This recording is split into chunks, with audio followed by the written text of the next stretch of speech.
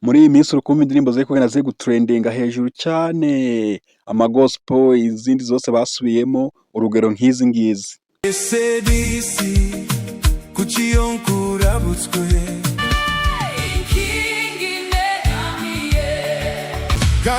ganyobwe we nanka.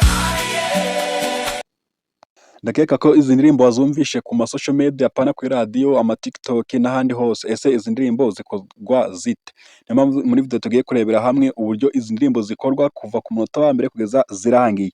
Wowe icyo usabwa ni ukureba video paka nanone natwe dutangiye kugira ngo umenye uburyo ki nawe wakora iyo ndirimbo, ukayikora remix, ukayikorera cover. Indirimbo iyo ari yo yose biragize birakunda, ndetse nawe ufite indirimbo yawe bwite nayo birakunda ku buryo wayikora mwiriya style. Tudatinze rero kanze dutangira, ariko ngwibutse ko nimba uri mushyashya hano kora subscribe kandi no kunzogera kugira ngo tujye tubasha kubana mu biganiro bigiye bitandukanye. Aha, ikintu cya mbere noneho uri bukore ahangaha, urashaka application yitwa Suno AI. Kwego urabona ahangaha turayifite. Okay. Iyi ngiyi nimba utayifite urajya hehe? Urajya muri Google Play Store uyidownloading, then uyifungure ushiremo email yawe kugira ngo ibashe kuba yakemererwa gukora muri telefone yawe. Then ikintu cya kabiri uri bukore kugira ngo ubashe gukora ya ndirimbo, urafungura ya application, then ukimara kuyifungura uraba ufite dashboard imeze uku nguku. Urabona twebwe hari indirimbo twageze twarakoze nyinshi zigiye zitandukanye. Okay, n'izi ngizi. Then wowe nimba uri mushya noneho uragera ahantu hameze gutya. Noneho icya kabiri uri bukore urahita uza hehe? Urahita uza ahangaha. Okay, sorry gatoya. Urahita uza kwa kano kantu akangaka k'umuhondo karimo utunyenyeri, then numara kukazaho ugira ute? Ugakandeho. Ariko ni mu gihe wamaze gushyiramo email yawe. Noneho hano hariho uburyo bubiri bwo gukora izo ndirimbo. Reka duhere ku buryo bwa mbere mu gihe ufite lyrics. Mu gihe ufite lyrics uraza hehe? Uraza ukayigira ute? Ukayishyiramo hano. Okay, ukayishyiramo hano ukayandikamo. Then kabiri ugaza style yawe ukaza ukayishyiramo hehe? Hano. So noneho mu gihe iyo lyrics wenda nta hantu wayanditse, nta kintu bwa mbere ugiye gukora, ikindi kintu uri bwifashishe urakoresha ChatGPT. Okay, reka dusabe ChatGPT idukorere iki? Indirimbo, itwandikire indirimbo. Okay, turayibwira ati wenda dushaka indirimbo yo guhimbaza. Okay. Okay, reka dukoreshe indirimbo yo mu gitabo runaka. Reka turebe mu ndirimbo zo mu gitabo dufatemo indirimbo imwe ariyo tugira ute? Ariyo dukoresha. Okay, urabona hano ni indirimbo z'Imana, harimo iz'agakiza, izo gushima. Reka turebe mu ndirimbo zo gute? Zo gushima, turebemo indirimbo imwe twagize ute? Twakifashisha. Tutiriwe turasaba ChatGPT ngo itugire ute? Dukorere indirimbo. Reka duhitemo ya kangahe?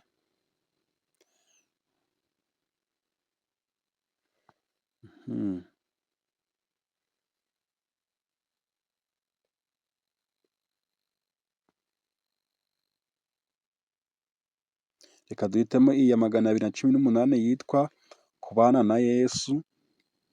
Okay, nayo icyo urakora uragira ute? Urayiselectinga yose. Sorry. Uragira ute? Urayiselectinga yose. Then nimara kuyiselectinga ukore copy. Noneho numara gukora copy ugira ute? Ugaruke handi muri Suno hari lyrics, handitse lyrics, ugira ute? Uhita ukopiyamo ya ndirimbo. Okay, ubwo lyrics yacu twamaze gute? Kuyibona. Icyo dusigaje gukoramo style. Wenda style ni uburyo iza kugira ute? Kuba icurangitse. Wenda reka twandikemo Afro Soul. Sorry gatoya, ushobora kuba byanditse hejuru. Okay, turaza muri style yacu twandikemo Afro Soul. noneho twandikemo Rwanda Gospel, okay. Rwanda Worship Team,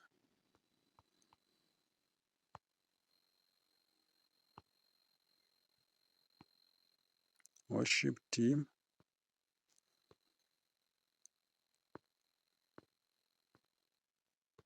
ubu ni uburyo indirimbo yacu iza kugira ute kuba imezemo. Twandikemo ibifite piano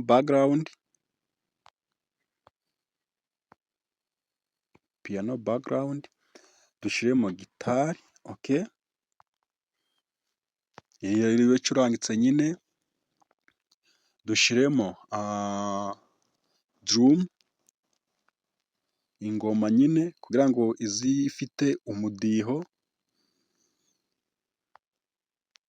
okay, drum. Ikindi turashyiramo ni iki, dushyiremo joyful, inezeje nyine. Noneho dushaka ko iririmbwa na korali, tugiye gushyira korali kari mu gitabo nyine ziririmbwa zituje, turashyiramo slow choir, okay, slow,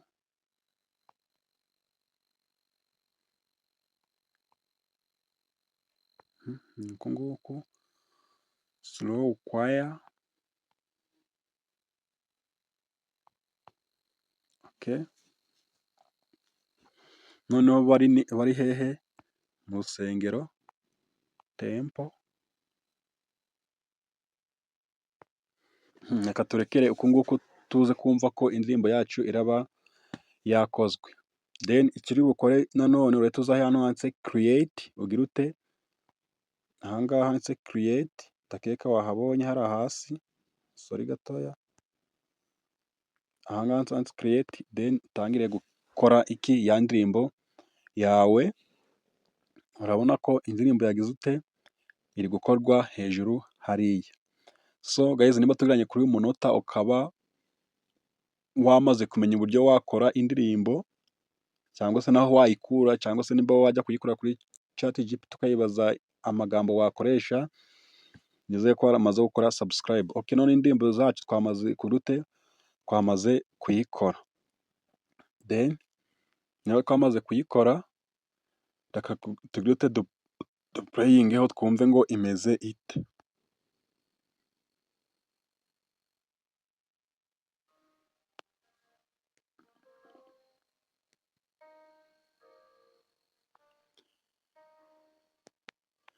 Ushobora kuba utari kumva amagambo yayo bitewe n'uko twarikodinze sound iri out, itari kurikodinga iby'imbere.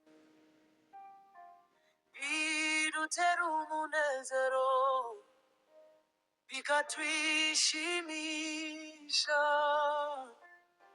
mwesindu umushitsi.